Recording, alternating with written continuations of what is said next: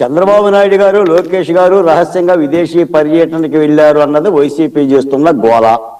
మా రాష్ట్రానికి వాళ్ళిద్దరు చెప్పే వెళ్ళారు. ముఖ్యమంత్రి గారు కేబినెట్ కి చెప్పి మరీ వెళ్ళారు.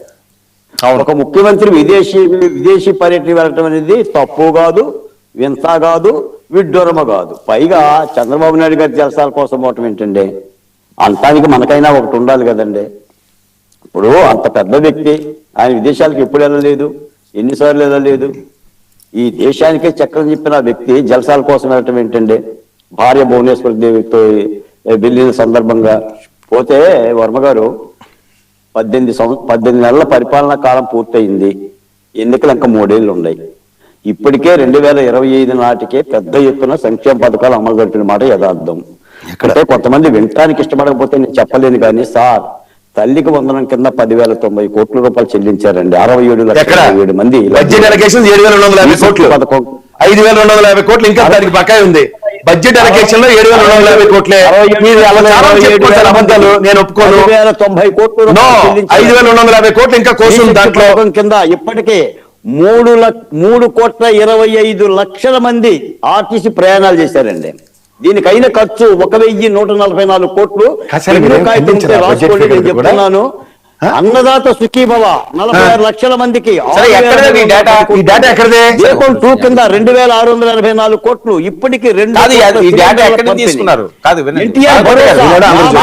రూపాయల పంపిణీనండి. ఎన్టీఆర్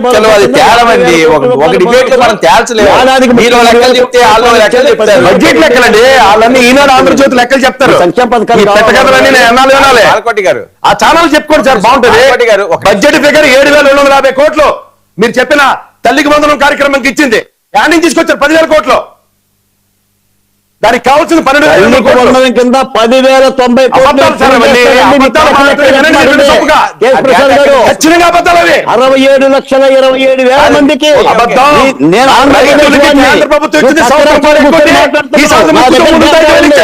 రండి మాట్లాడదాం. ఏది సంక్షేమ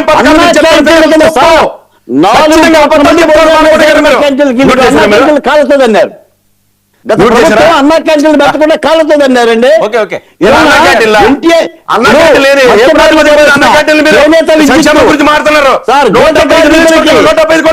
ఇమాములకి, క్రైస్తవులకి, ఆర్య వైశ్యులకి ఖర్చు పెడుతుంటే వెయిట్ చేయండి ఒక నిమిషం.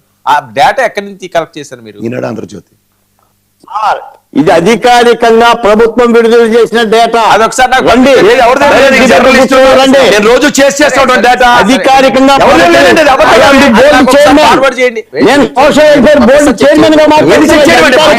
చెప్తున్నా కదా, చూడండి సార్, మీరు ఎక్కడ కూర్చుంటే పంపించండి. అది మళ్ళీ చెప్తున్నా, మీరు చెప్తున్నా పేపర్లో రాస్తారు.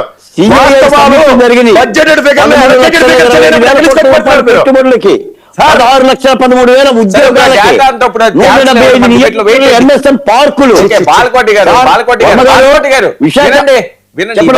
కాదు, ఇవన్నీ ఇప్పుడు ఈ డిబేట్ లో తేల్చగలమా?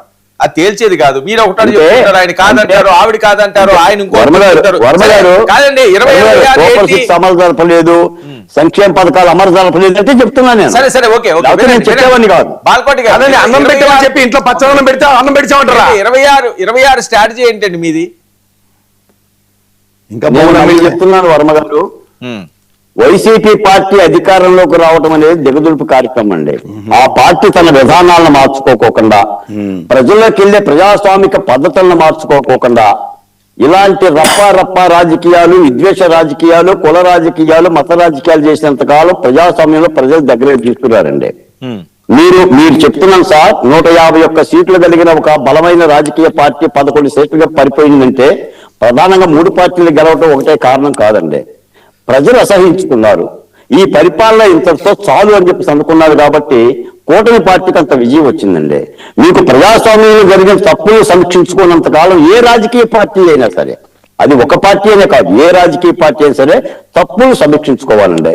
ఇప్పటికీ కూడా జరుగుతున్న అలజల మీద ఒక్క వైసీపీ నాయకుడు ఖండన లేదండి. ఈ రోజున ఒక్క వైసీపీ నాయకుడు చంద్రబాబు నాయుడు విదేశాలకు పోతే జల్సాలని చెప్పేశానని, లోకేష్ గారు విదేశాలకు పోతే వెన్నుపోటని ఈ ప్రచారాల మీద బతకడం తప్ప నిజాయితీ కలిగిన ప్రచారాలు ఎక్కడున్నా చెప్పండి సార్. అసలు వాళ్ళ కార్యాచరణ చెప్పమనండి. 26 తర్వాత వైసీపీ కార్యాచరణ ఏంటి, ఏం చేస్తారు చెప్పండి, మీ ప్రణాళిక ఏంటి చెప్పండి. ఆ పీపీపీ అని చెప్పి 3 పీలను పట్టుకొని మీరు వేలాడబడుతున్నారు. ప్రభుత్వం స్పష్టంగా ప్రకటించింది, అది విధాన నిర్ణయం, అది